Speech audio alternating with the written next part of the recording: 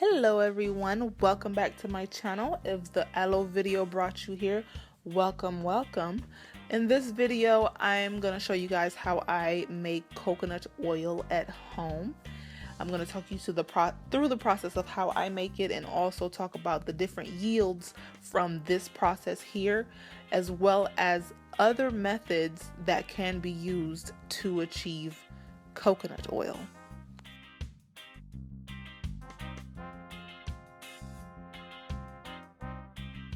Okay, and to start with, we're gonna need some cocoye, or coconut in English. Now, if you want to make a lot of coconut oil, you're gonna need a lot of coconuts, 12 to 20 coconuts if you're trying to make a big batch. I'm just making a little batch, so I only have 3 coconuts. So what I'm doing first is I'm piercing the eye of the coconut where the water will be coming from, because I like to drain my water. I'm a lover of all things coconut, so I absolutely love coconut water. So I took this opportunity to indulge in some coconut water. Once that is done, I smash my coconuts open into smaller pieces. There's many ways of doing this. You can smash it on the pavement, that's what I did, or you can take a hammer to them and smash them, or if you're good with a machete like that, you could take a machete to them and chop them up into smaller pieces. However, I did not have a machete on hand, surprise, surprise, so I had to use that pavement and crack those coconuts open. And once you got your smaller pieces, the next step is to separate the coconut meat from the shell. Some people find this much more convenient doing it with bigger pieces. I like to do it with smaller pieces because I feel like that's safer for me, because I like to use a sharp knife. However, I do not recommend anyone using a sharp knife, especially if you're not used to doing this. Use a butter knife. A butter knife will work just as good. It'll still get between the meat and the shell.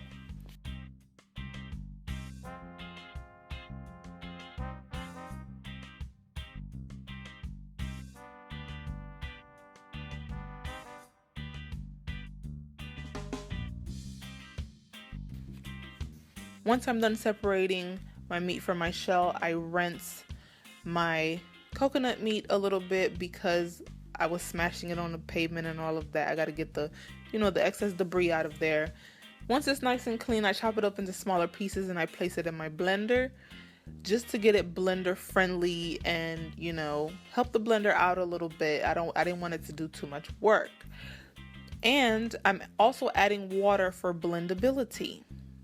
By the way, I actually started off with 3 coconuts, but I ended up only using 2, only because my island self is greedy and I ate a whole coconut's worth of coconut meat. So yes, that's why I only have 2. My grandmother used to have to hide coconuts from me until one day she was like, you know what, if I'm gonna do something with coconuts, I have to have her coconuts on the side. But here, after it's done blending, I strain it to get my milk out of there. I'm just squeezing the shreds to make sure I get all that milk potential out of there. And once I'm done squeezing the shreds, I'm going to add a little bit more water just to make sure I get all the milk that I can get from those shreds.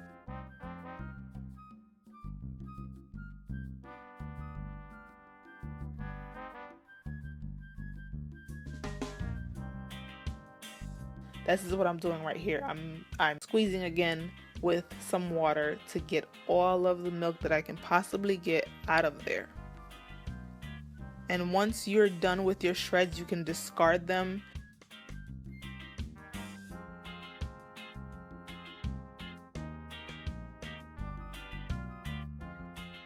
Okay, and if coconut milk was your goal here with this method, you are done. Voila, arrivé, fini. You're done. You're done right here. You got coconut milk and you're ready to go. But if you want to go a little bit further with it, keep going and let your coconut milk sit overnight in a bowl or something. I covered mine because I just don't trust things being uncovered. So I just covered it, but I didn't stuff it. So the milk had a chance to, the cream had a chance to rise to the top. As you can see here, it formed a really thick layer at the top, and I'm just separating it from my liquid. Now this cream here can be used to cook. It can be used for DIY beauty products. It can be used as vegan whipped cream. All you have to do is whip it up.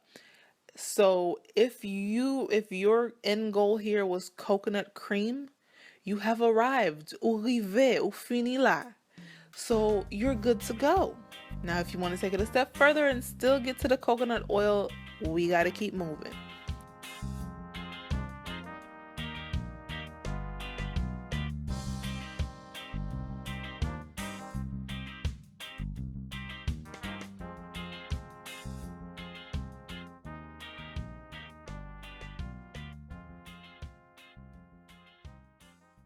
And here's what the remaining cream is looking like after being separated from the liquid. Now you can go right ahead to the next step. I waited a few days. I put this cream in my refrigerator because I didn't feel like doing it at the time. But right now I'm doing it, and I've already used like almost half of the cream to cook with. So technically right here it's about 1.5 coconut. But if you wanted to continue the step right away, you could. You don't have to wait a few days. I just waited because I wanted to do other things with the cream before actually making my oil. So now all I'm doing is kind of thawing the cream out in the pan, which would be the same as just putting the fresh cream into the pan and letting it boil. The extra step that I'm gonna have to do is let it thaw.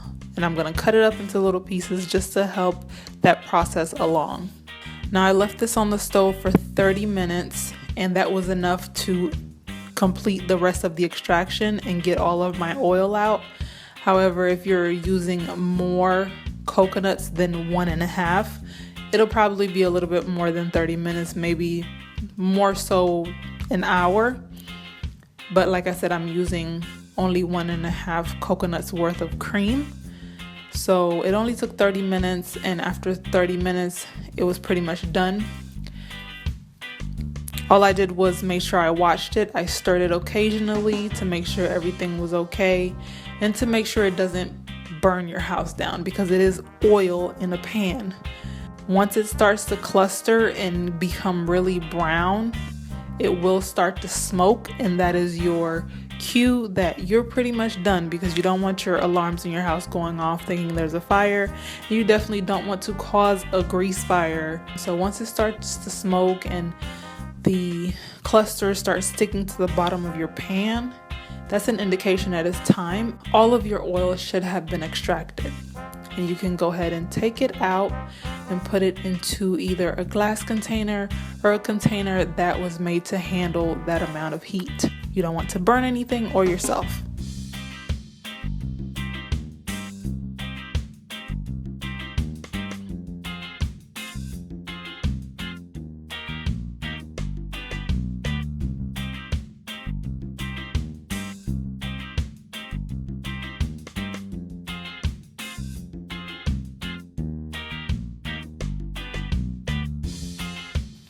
Okay, once off the stove, I'm just pouring it into my container through a strainer because my clusters stuck to the bottom of the pan, so I really didn't need a strainer. I just had it there for precaution. But if you do have a lot of debris in there, you may need a smaller, finer strainer or some cheesecloth. And this is the final result of the oil. There you have it. Virgin coconut oil, homemade. And I'm just going to transfer it into a little bottle. That way it's easier to use for me. I'm going to use it for my hair and my body. It's important to remember when you are transferring it to make sure that all containers are dry and you're not getting added water in there. Your oil can be used for cooking, it can be used for hair, it can be used for skin, it can be ingested, like I said, through cooking. But if you are going to add fragrance or essential oils to it to make it smell good, make sure it is externally used only. All right, and that is it for this video. I hope you guys enjoyed. All right, see you guys in my next video. Bye guys.